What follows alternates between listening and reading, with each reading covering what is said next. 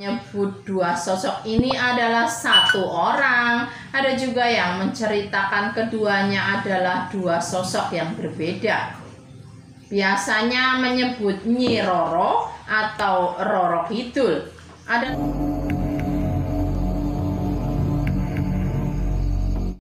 Assalamualaikum, jumpa lagi dengan saya di channel Tria Tenov. Apa kabar teman-teman semua? Semoga dalam keadaan sehat, panjang umur, lancar rezekinya, dan selalu dilindungi oleh Tuhan Yang Maha Esa dan selalu bahagia. Bagi teman-teman yang sudah subscribe channel Tria Tenov, saya ucapkan banyak terima kasih. Dan bagi yang belum subscribe, bantu subscribe-nya dan aktifkan loncengnya. Dan pada kesempatan kali ini saya akan membahas asal-usul Nyai Ratu Roro Kidul. Tentunya sudah tidak asing lagi bagi teman-teman semua, khususnya di Jawa ini. Siapa itu Nyai Ratu Roro Kidul? Dan saya akan menceritakan kisahnya, asal-usulnya beliau ini.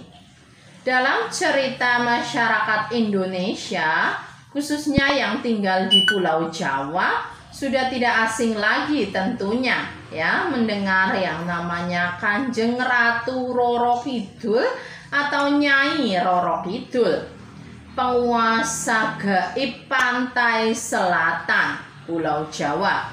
Ada yang menyebut dua sosok ini adalah satu orang, ada juga yang menceritakan keduanya adalah dua sosok yang berbeda. Biasanya menyebut Nyi Roro atau Roro Kidul adalah masyarakat Sunda, Banten, dan Jawa Barat. Menurut cerita legenda, Nyi Roro Kidul adalah seorang putri yang cantik jelita dari kerajaan Sunda Pajajaran. Disebutkan juga Nyi Roro Kidul awalnya bernama Dewi Kandita yang kabur ke laut selatan Jawa. Setelah terkena mantra oleh seorang dukun yang diperintah wanita lain yang merasa kecantikannya tersaingi, Dewi Kandita yang disantet menjadi buruk rupa wajahnya, dan Dewi Kandita melompat menyebur ke laut dan tiba-tiba sembuh dan kembali cantik. Setelah itu Dewi Kandita justru menjadi penguasa laut selatan Jawa hingga menjadi seorang dewi yang disebut Nyi Roro Kidul dan hidup abadi hingga sekarang. Lautan yang dimaksud sering dikaitkan dengan kawasan pantai selatan Jawa di Pelabuhan Ratu, Sukabumi, Jawa Barat. Kanjeng Ratu Kidul namanya lebih dikenal oleh masyarakat di Jawa Tengah, Yogyakarta, Jawa Timur hingga ke Pulau Bali. Konon dalam cerita Babat Diponegoro, kedatangan Ratu Kidul ini selalu didahului dengan sebuah pancaran sinar. Bagi Keraton Surakarta dan Yogyakarta sendiri, Ratu Kidul punya gelar Kanjeng Ratu Ayu Kencana Sari. Legendanya tersebar luas sejak masa kejayaan Kerajaan Mataram Islam, di mana sejak dulu pihak keraton selalu memberikan persembahan di pantai Parangkusumo, Kabupaten Bantul, dan pantai Paranggupita, Wonogiri. Dalam kepercayaan masyarakat Jawa, justru Nyi Roro Kidul yang diceritakan di atas terlebih dulu merupakan pembantu setia Kanjeng Ratu Kidul yang menyenangi berbagai pakaian dan barang-barang yang berwarna hijau.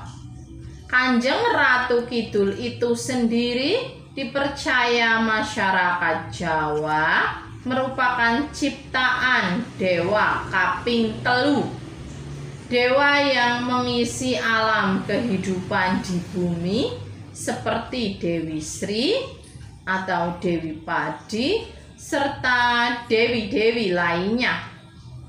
Kanjeng Ratu Kidul juga diyakini merupakan pasangan spiritual para raja Surakarta dan Yogyakarta. Meskipun begitu, seiring berjalannya waktu juga berkembang berbagai cerita asal-usul legenda Ratu Kidul lainnya.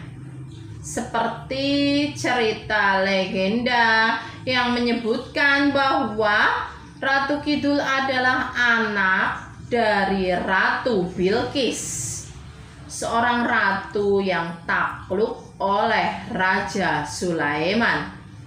Anak yang dinamai Aurora itu lahir dari Ratu Bilqis dengan sesosok jin dan dibuang ke sebuah pulau yang bernama Al-Jawi. Lalu ada pula cerita legenda tentang Roro Kidul yang sebenarnya adalah Dewi Nawangwulan, istri dari Jakatarup. Karena sebelumnya selendang Nawangwulan dicuri oleh Jakatarup untuk kemudian dijadikan istri. Sang Dewi dikutuk menjadi sebangsa jin dan diberi perintah jadi penjaga Pulau Jawa agar tak tenggelam di Samudra Hindia. Sementara menurut anggapan agama Islam berdasarkan keterangan Al-Quran dan Al-Hadis, fenomena Roro Kidul hanya ada di dunia jin dan sosoknya dianggap penjelmaan dari Ratu Kerajaan Jin di pantai selatan Jawa. Dari berbagai versi cerita ini, Anda boleh percaya dan boleh tidak percaya. Demikian tadi cerita asal-usul Nyi Roro Kidul. Semoga bermanfaat dan menambah pengetahuan. Ini semua hanyalah cerita mitos, bisa benar, bisa juga salah. Semua kita serahkan hanya kepada Allah Subhanahu wa Ta'ala. Kalau ada yang salah, saya mohon maaf yang sebesar-besarnya. Dan bantu subscribe, like, komentar, dan share. Dan jangan lupa aktifkan loncengnya. Terima kasih. Wassalamualaikum warahmatullahi wabarakatuh.